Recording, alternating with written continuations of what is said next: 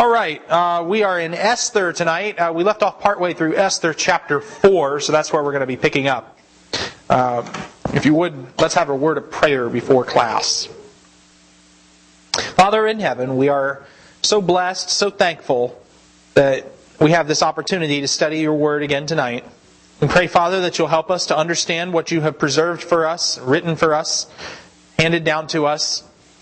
And we pray, Father, that you will help us to see what your will is for our lives, understand how you would have us live, how you would have us to be. Help us to have the proper perspective on your glory, on your providence, on your actions in human history. And help us to let that perspective be the guidance for all that we say and do. Help us to emulate your Son, Jesus. It's in His name we pray. Amen. Okay. Esther chapter 4. In chapter 3, Haman, we were introduced to Haman, who is such a nice guy, sort of guy you'd want to invite to parties. He gets invited to 2 parties in this book, so I guess that's true. But Haman is the king's kind of right-hand man, and the king made a law that everybody had to bow down to him. And Mordecai didn't want to do that, so he didn't.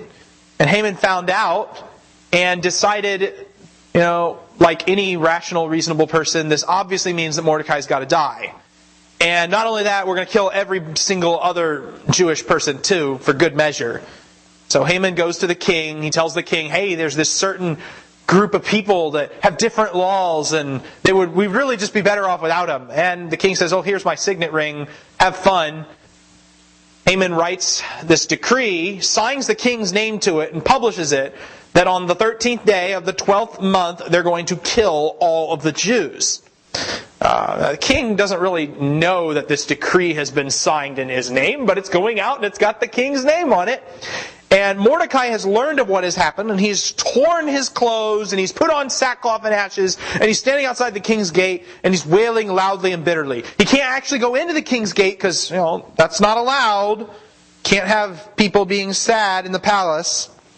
And in fact, Mordecai's reaction is not unique. It turns out that it's actually going on in every province in chapter 4, verse 3. In each and every province where the commanded decree of the king came, there was great mourning among the Jews with fasting, weeping, and wailing. Many lay on sackcloth and ashes. And at this point, Esther comes into the story. And so we're going to pick up in verse 4. And I guess really just read to the end of the chapter. It says, Then Esther's maidens and her eunuchs came and told her, and the queen writhed in great anguish. And she sent garments to clothe Mordecai, that he might remove his sackcloth from him. But he did not accept them. Then Esther summoned Hathach from the king's eunuchs, whom the king had appointed to attend her, and ordered him to go to Mordecai to learn what this was and why it was.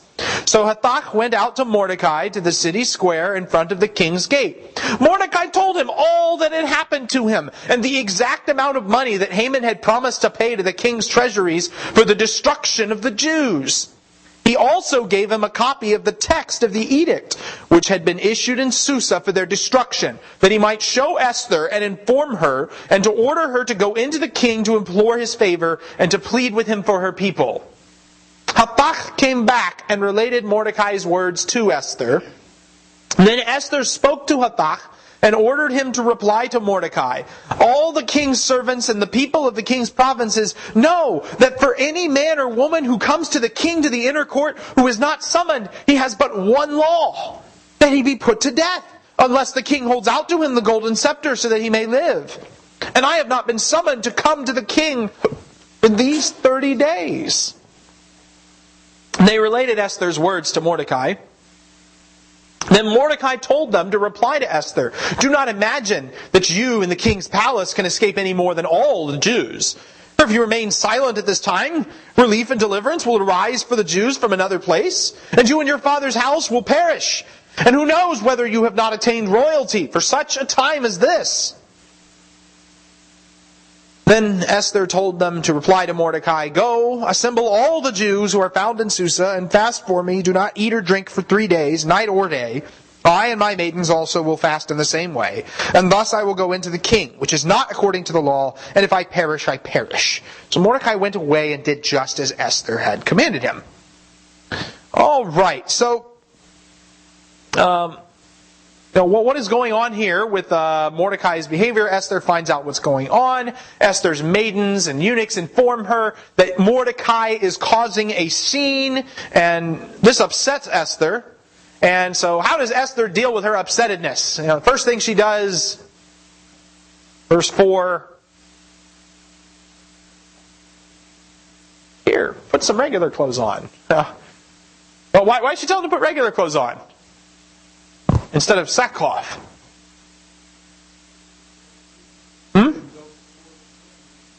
Yeah. Go before the king, and even then it's almost like stop making a scene here, Mordecai, you're wearing this sackcloth. You're making this big scene in front of the gates. Everybody sees you. It's embarrassing. Stop it here. He's wearing sackcloth, the garment of mourning, and we take that and we replace it with something else. But Mordecai, he refuses it. He doesn't go along with it. Instead, he tells Esther why he's doing this. Because Esther doesn't know. It's kind of interesting, Mordecai had told Esther, hey, don't tell anybody that you're a Jew. Now Esther's telling Mordecai, hey, don't cause this big scene in front of the gate. Keep silent. So Esther sends Hathach the eunuch to figure out why he's acting this way, which raises this question, does Esther not know about the king's decree? She appears not to.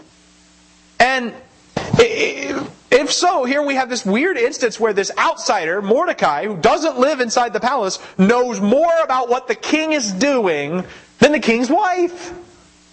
Well, for that matter, for the king himself, the king doesn't know what the decree says either. He's got his signature on it, he's got his seal on it, but the king doesn't actually know what the law said. I'm sorry? No, Haman signed it. Mordecai's upset about it because it says they're going to kill all the Jews. Yeah. What do we say? Mordecai later gets to sign a document and put his name on it. That comes in chapter 8. But that's after the climax of the story, really. All right, so Esther sends Hathach the eunuch to figure out why Mordecai's acting this way.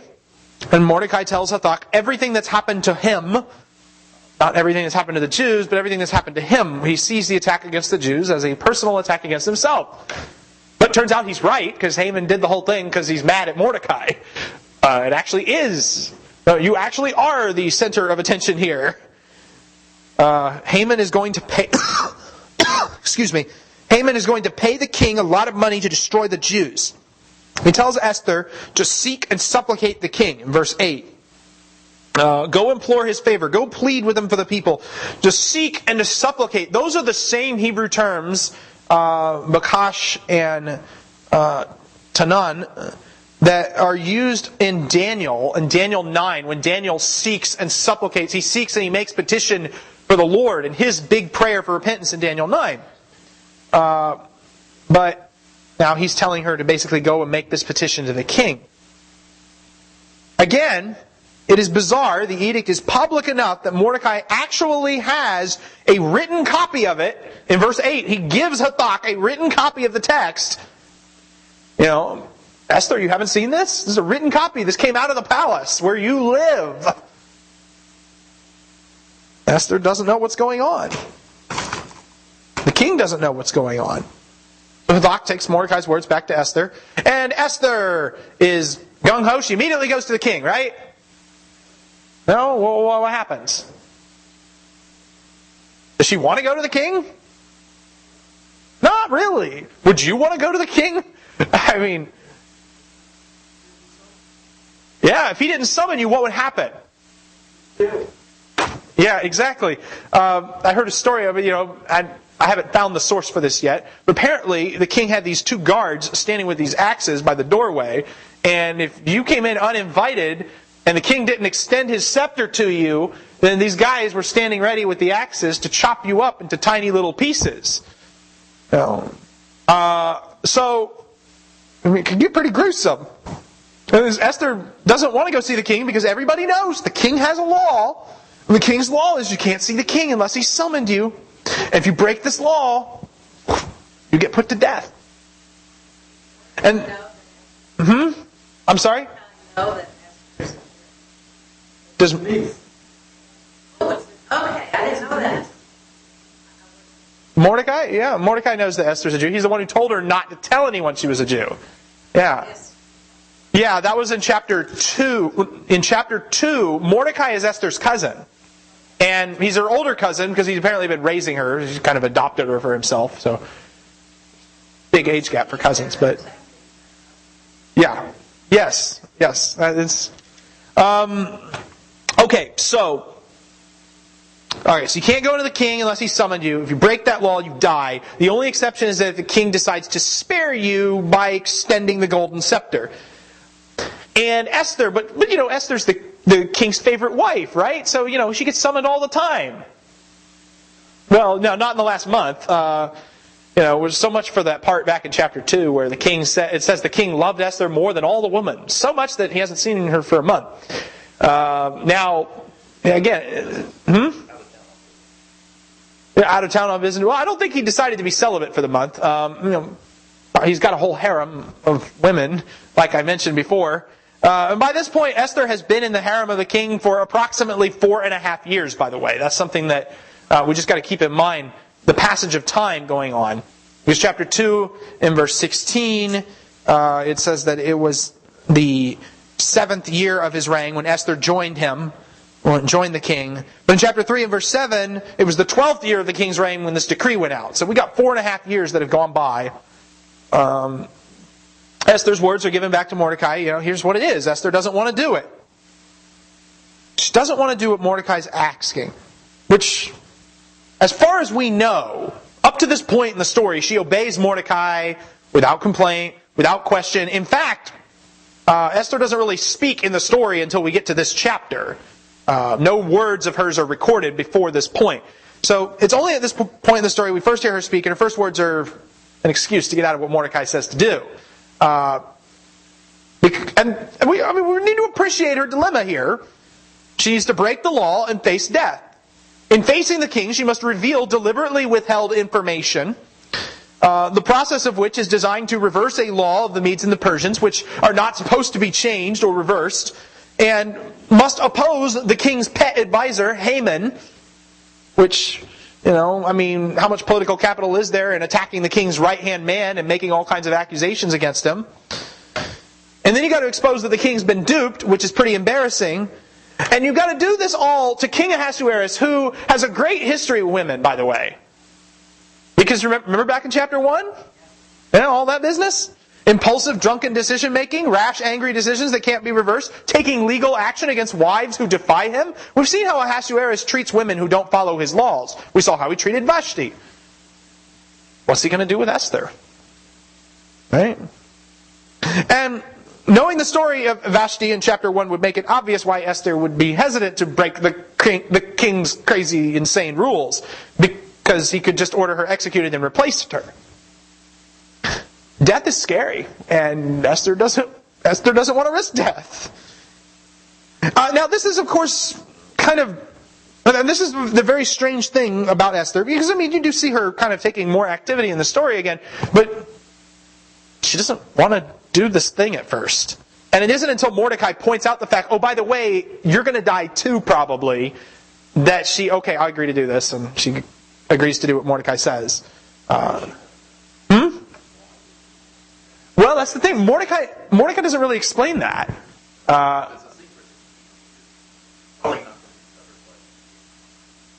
that's the thing. I kind of wondered about that too.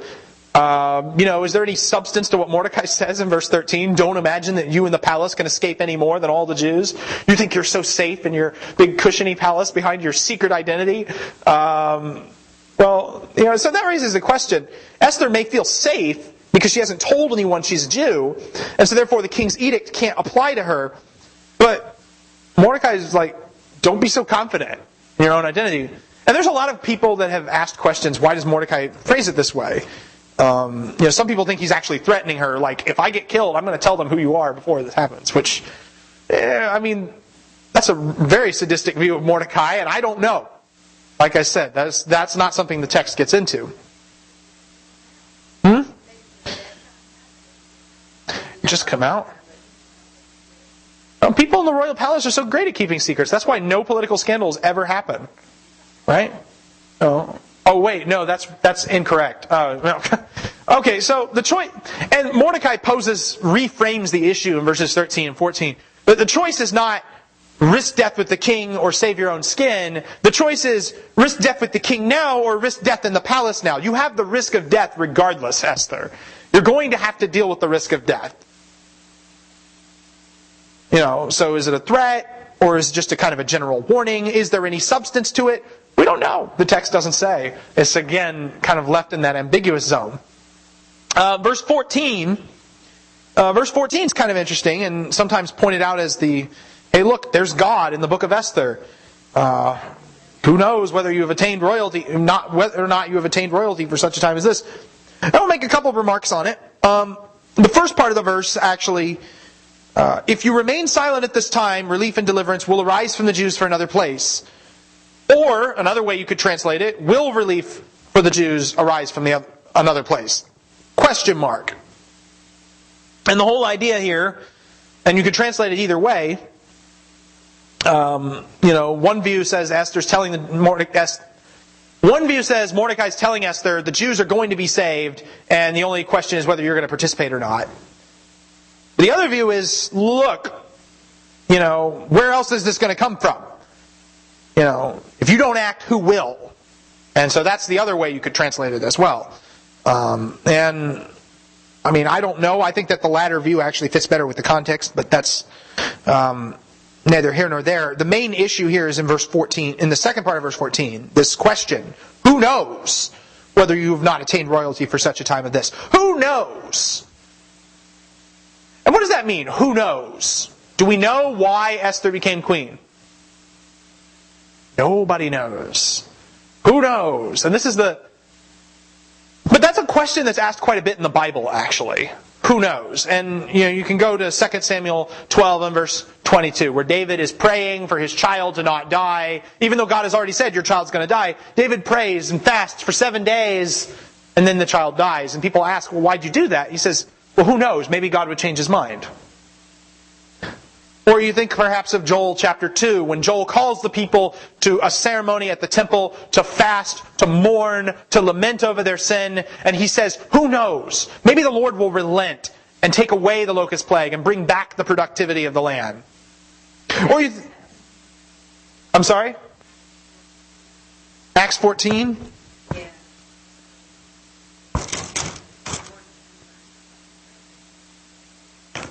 Acts 14? Verse 23? The fasting. Oh, no, the main question we're dealing with is who knows? Yeah. No, I haven't talked about fasting yet. Yeah, that's coming up. Okay, so in Jonah chapter 3, Ninevites. Jonah goes around in Nineveh. He tells them in 40 days Nineveh is going to be overthrown. They do something similar to what Mordecai does. They put on the sackcloth, they fast, they mourn, and they ask a question, who knows? Maybe the Lord will turn and relent. Who knows? Who knows? Who knows? You get perhaps statements. Perhaps God is going to save us. Perhaps God will change his mind. Perhaps God will respond to our petition. And the rhetorical question is, ultimately, who knows? Well, ultimately only God does. There's a lot of that going on. Phrases like who knows and perhaps are ways of admitting that we genuinely do not know what God is doing. We genuinely do not know what's going on in God's head. We don't know how he will act in a given scenario. And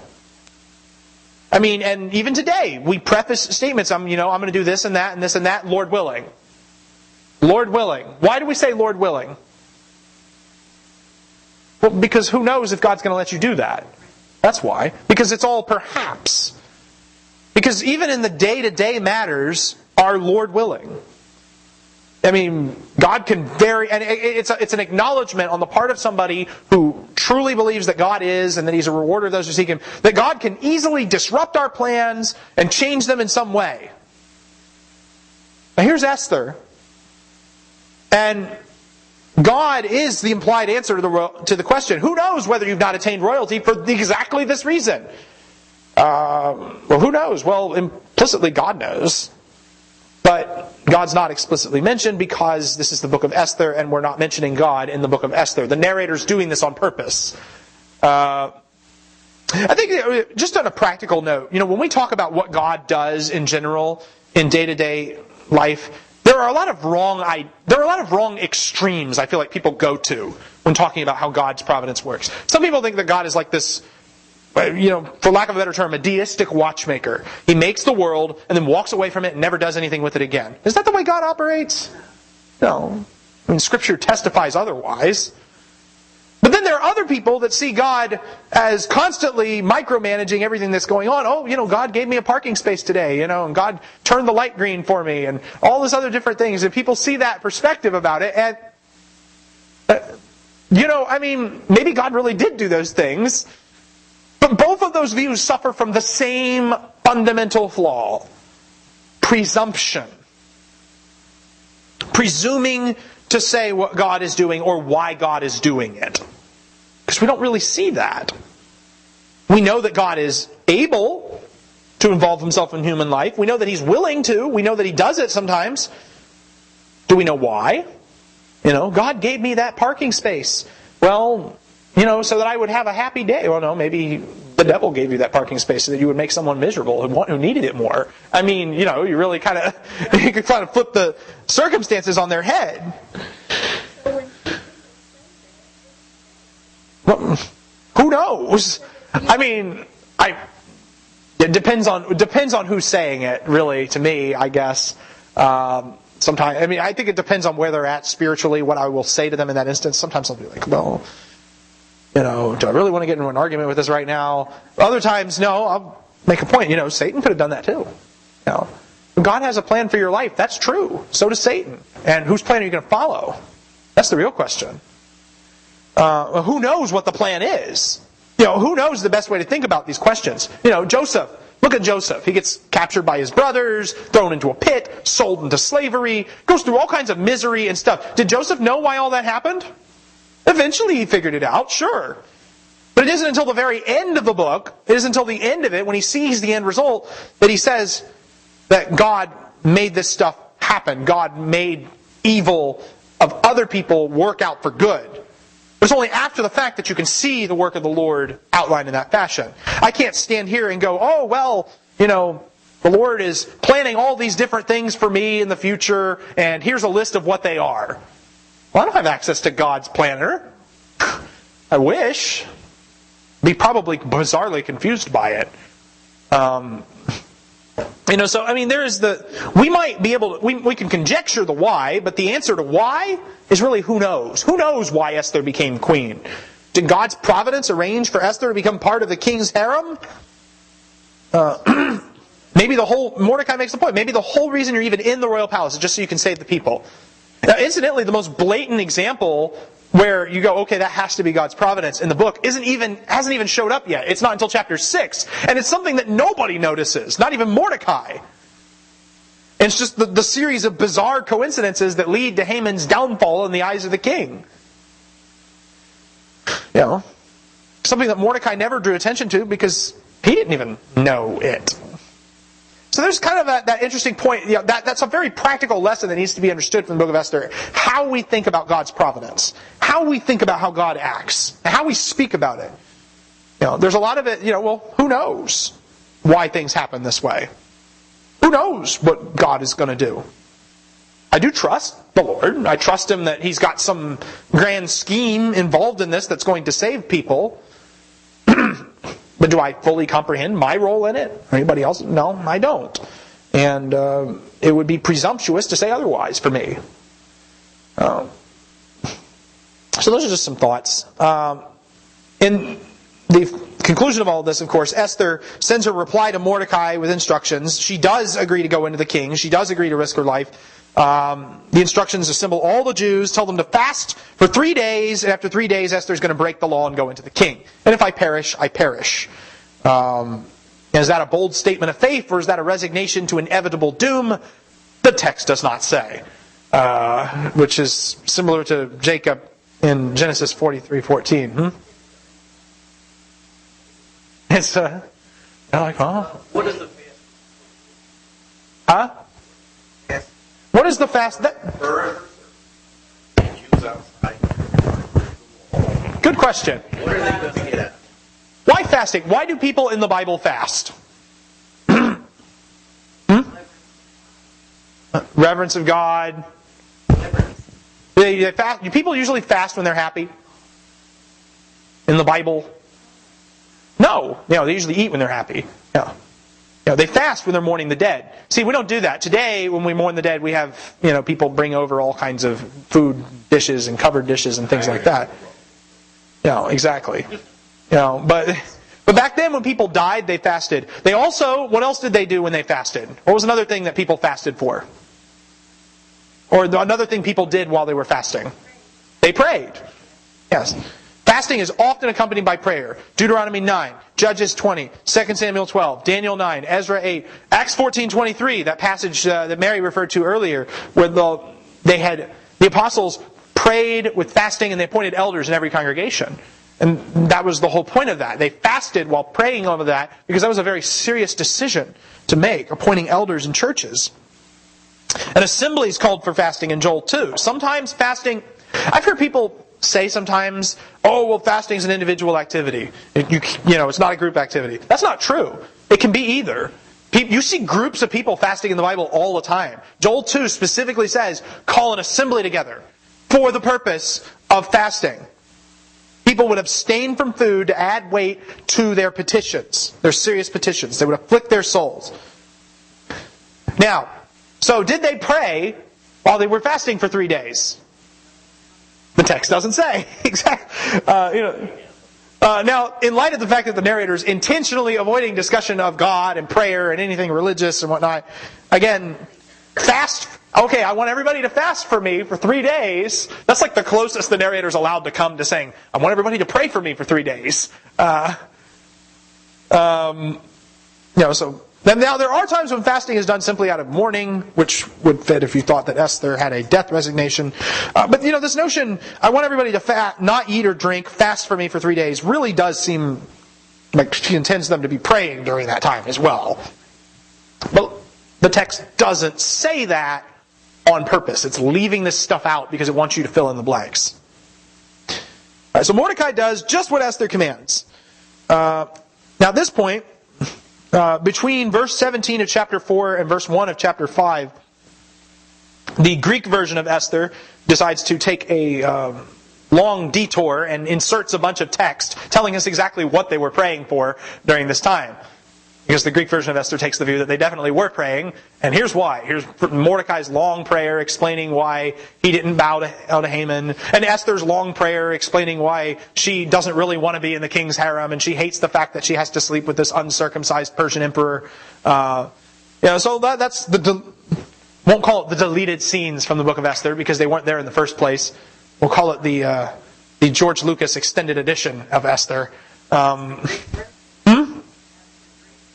Yeah, it's a Greek version of Esther, which the Greek version of Esther, and I've mentioned this in other classes, there was a Greek version of Esther that circulated very early, which basically when they saw a book that didn't mention God, they said, we've got to insert God into every nook and cranny of the story that we can and explain all the stuff that's ambiguous so that, there's no unclarity.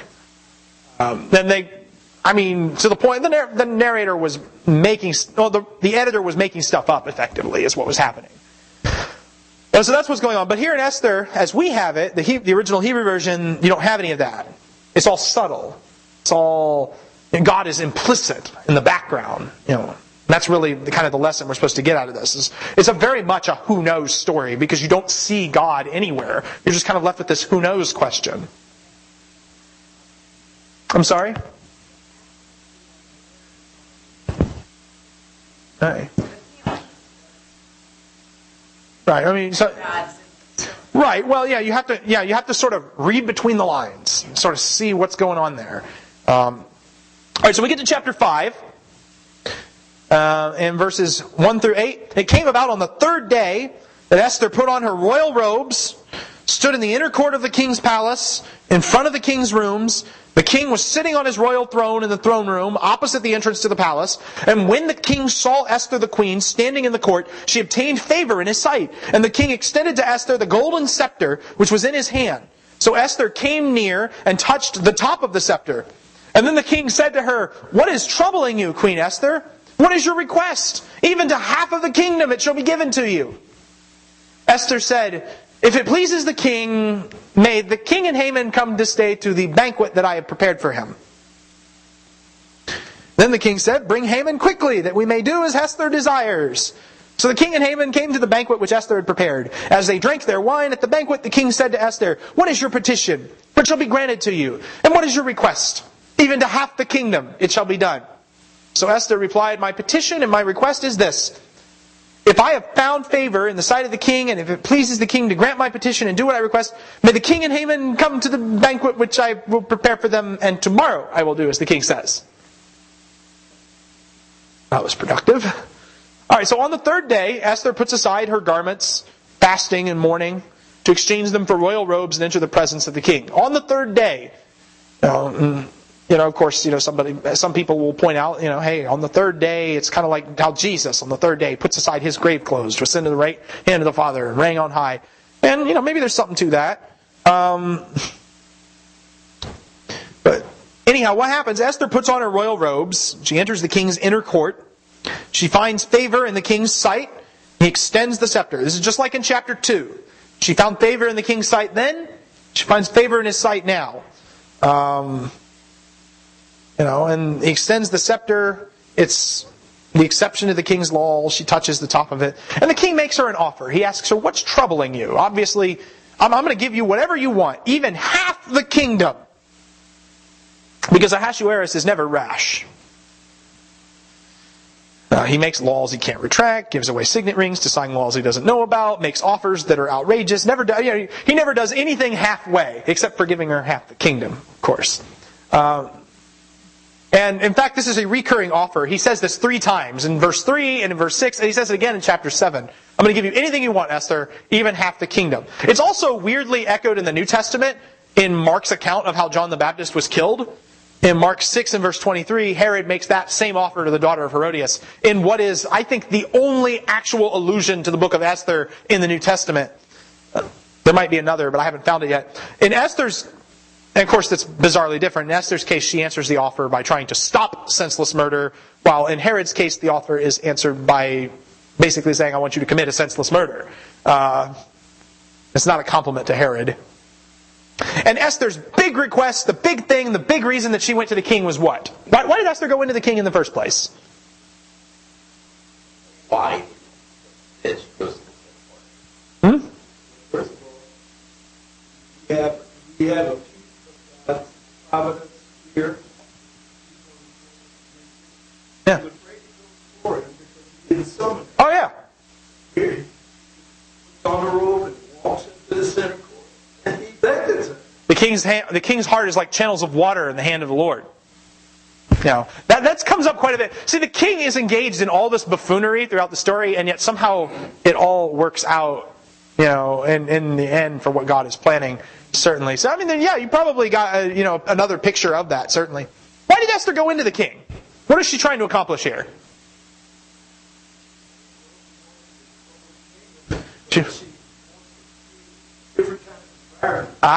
So she wants to create a different environment. And that's the real question is, she goes in, she's going to save the people, and her big request is a banquet. Not just for her and the king, but also for Haman. And that raises the question, why not just immediately get to the point? Why have a banquet instead of telling him what's wrong? I was in a Bible class a few years ago, and this was before we had kids. Jenna and I were visiting somewhere, and they had a class on Esther, and somebody asked, why have a banquet instead of just getting to the point? And I'll never forget what my wife said. She goes, "Well, Esther's been fasting for 3 days. She's hungry." I was like, Sometimes the simplest answer. Sometimes the simplest answer is right. She's hungry. She has been fasting for 3 days. Now, I do think there is a psychological strategy involved here too, though. Esther's request, it's difficult. We've already noted multiple reasons why it's difficult. You don't just go lobbing accusations at, Vice President Haman or whatever his title is. Prime Minister, Major Domo, Viceroy. What did you say?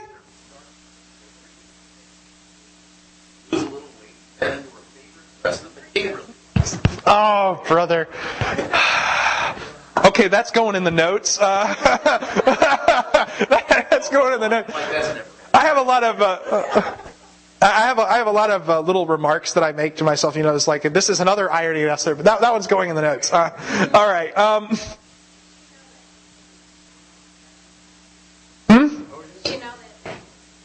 Yeah, she knows that Haman's behind it. Well, we find out in chapter 7. But she's putting this off. She wants Haman at the dinner, at the banquet. Get to the point. And by putting the king off, of course, she piques his interest. She makes him more likely to listen. I'm sitting on the edge of my seat. I can't wait to hear what your request is. And it gets Haman in the room for when it happens. The king orders Haman brought there. That's power right there. So the 3 of them can have their banquet right now. And they drink their wine. The king knows. The king may not be that bright, but he knows, okay, this can't be the real request. For all of his buffoonery, he knows something is up. Because you didn't just risk death, breaking my law, coming into my courtroom, just so you could have a drink with me and Haman. What do you really want, Esther? So he repeats the offer in verse 8. In verse 7. And Esther says, no, she doesn't get to the point then either, does she? Let's have another banquet tomorrow. Then she'll do what the king says. Then she'll tell him what she wants. And Esther puts the king off again, which seems a bit more odd, actually, because, you got them in the room. You got them there for the banquet. Why wait another day? Is Haman going to be less evil tomorrow? Is the king going to like him less tomorrow?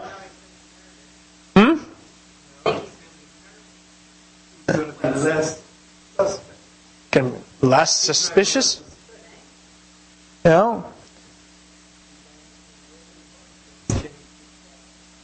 So here's the bit that kind of gets me about this story. Right? The first banquet's in chapter 5. Second banquet's in chapter 7.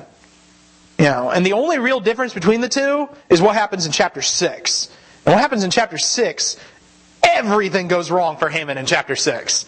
Everything. Chapter 6 is the key to this whole thing. And so, I asked the question, is Haman going to be less liked by the king tomorrow? Is his favor going to be somewhat diminished? And the answer is actually, yeah. Because of all the stuff that happened. A lot can happen in just, not even 24 hours, I guess, really. No, the king doesn't know any of this until chapter 7. And here's the real kicker. Esther doesn't know anything about what's going to happen in chapter 6. She doesn't really seem to be aware of all of that. She had no way of knowing that, that the king would decide to read the royal records, or that Haman would just stupidly embarrass himself in front of the whole kingdom. She had no way of knowing any of that was going to happen. Just for some reason, she just happens to put the banquet off. Is God turning the random decisions of the queen as well? No. All right. But before we get to chapter 6 even, we got to finish chapter 5. And that's where Haman just gets a little hot under the collar. Haman went out that day glad and pleased of heart. But when Haman saw Mordecai in the king's gate, that he did not stand up or tremble before him, Haman was filled with anger against Mordecai. Haman controlled himself, however, went to his house and sent for his friends and his wife Zeresh. Then Haman recounted to them the glory of his riches and the number of his sons, and every instance where the king had magnified him, and how he had how he promoted him above all the princes and servants of the king. Haman also said, even Esther the queen, let no one but me come with the king to the banquet which she had prepared. And tomorrow I am invited by her with the king. Yet all of this does not satisfy me. Every time I see Mordecai the Jew sitting at the king's gate. Zeresh, his wife, and all his friends said to him, have a gala gallows 50 cubits high made, and in the morning ask the king to have Mordecai hanged on it, and then go joyfully with the king to the banquet. And the advice pleased Haman, so he had the gallows made. Alright, so here, you get more pictures into the kind of person that Haman is. Haman returns to the king's gate on his way home, and he's all happy because, the queen really likes him, and he gets invited to her special party tomorrow. And we revisit the scene from chapter 3 at the city gate. All the people are bowing down to Haman, and there's Mordecai. He's not doing it. Now, they're all bowing down to him because they love Haman so much, or because the king said he would kill them if they didn't. There was the laws they had to, basically. And Haman is glad of heart, which could actually mean he's drunk, but so he did just come from a wine party. Mordecai's there again. Mordecai's not bowing to him. He's raining on Haman's parade, and Haman gets angry. But you know what? Haman restrains himself. And it's almost comical to speak of Haman exhibiting self-restraint, isn't it? There's a man who's really... because a man who is really controlling himself would not act the way Haman does. He would not have made a law to kill all the Jews, and he would not build a 50-cubit gallows to have Mordecai fastened to, or hanged on, or impaled on, or whatever, however you translate that expression. Why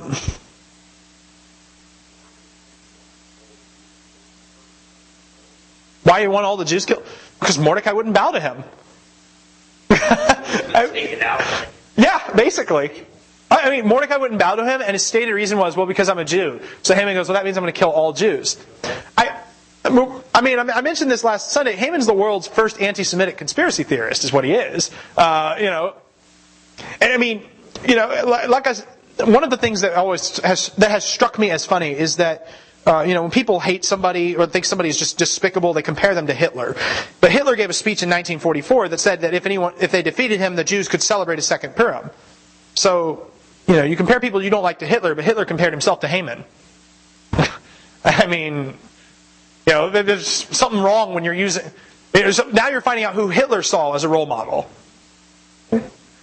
Just think about that.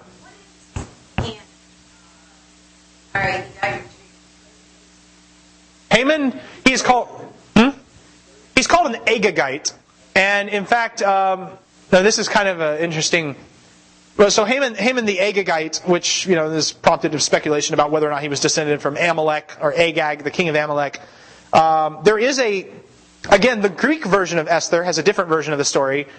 In the Greek version of Esther, they claim that Haman is a Macedonian spy sent to infiltrate the Persians. And, I don't know if that's true or not, but it's just another way to make Haman look bad. At any rate. Agagite. Haman the Agagite. Yes. It's in chapter 3 and verse 1, I think. Okay, so... Haman restrains himself, gets home, calls his wife and all his friends, and they have a family meeting. And Haman starts out with this long-winded, megalomaniacal boast about all the reasons why he's such a great guy. Because when you're a great guy, you need to constantly remind your family of the fact. And he boasts about all this stuff, all these great things. Apparently he's done this before. He even boasts about the fact that Esther has invited him to a private party with the king. Missing the fact that the whole reason you're being invited to this private party is so she can have you killed. But and all this honor and glory, all this stuff I get just doesn't satisfy me because of that one guy in the gate that won't bow down to me. Because I have to look at Mordecai. I don't like that. He's already signed a decree into law that's going to result in Mordecai's death in the 12th month. But I don't want to wait for the 12th month. I want to do it now. Haman won't let a royal party stop him from throwing a pity party. Goes from a wine party to a wine party. W-H-I-N-E. Because that's what he's doing. He's whining. Haman is obsessed with his own honor. He makes too much of his dinner with Esther, makes too much of the one guy that won't bow down to him, calls this whole meeting just to brag about what a great guy he is. And, how many, has he done this before? How many times has he dragged his wife and friends to listen to this insane, self-absorbed speech, the recount of the glory and riches, the number of sons, the numerous promotions? Kind of reminds us of the king in chapter 1 with that 180-day banquet where the king was showing off his wealth for 180 days. Those two deserve each other. And yet, in spite of all these things, Haman can't get over that one guy that won't honor him. There's your irony for you. Haman doesn't realize that Esther is preparing an honorable banquet to arrange for his death. Esther only arranged this death banquet because of how you made too much of Mordecai's refusal to bow. Well, how ironic is it, as one writer puts it, that the queen's flattering invitation was in reality a greater threat than Mordecai's indifference?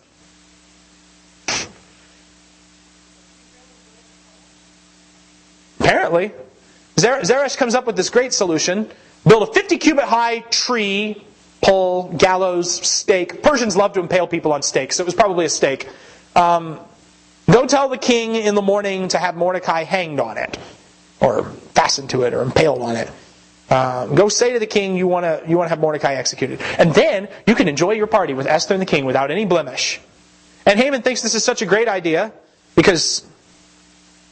And for somebody who's so interested in an edict about people bowing to him, Haman isn't following the king's own edict about how men are supposed to be masters in their own house. And I mean, one could argue Zeresh is trying to give Haman honor by telling him to kill the guy who won't honor him. But what winds up happening is Zeresh's suggestion leads to Haman dishonor by being impaled on this thing. Never mind the fact that why would you make it 50 cubits high, 75 feet high? You're worried about how you're going to be exalted over Mordecai. So the solution is to lift Mordecai high up on the air and put him on public display so everybody can see him. Now, the final bit I'll make note of is this creates suspense in the story because we haven't read chapter 6 yet. This creates suspense in the story. Esther could have told the king right away. But she waits a day. But by waiting a day, what happens? Mordecai almost dies. That's what almost happens. Almost, right. This creates suspense. We read this end of chapter 5 and go, wait, is Mordecai going to get killed before they can even get to banquet number 2? What help can Esther give Mordecai if he gets killed before the next banquet? And Esther's request to stop the slaughter of the Jews, sure, save their race, but, it won't do Mordecai much good. How are we going to solve that? Well, for the answer to that question, see chapter 6, which we will talk about on Sunday. Any comments or questions? Brings us to the end of chapter 5. We will pick up with chapter 6 next time. Thank you.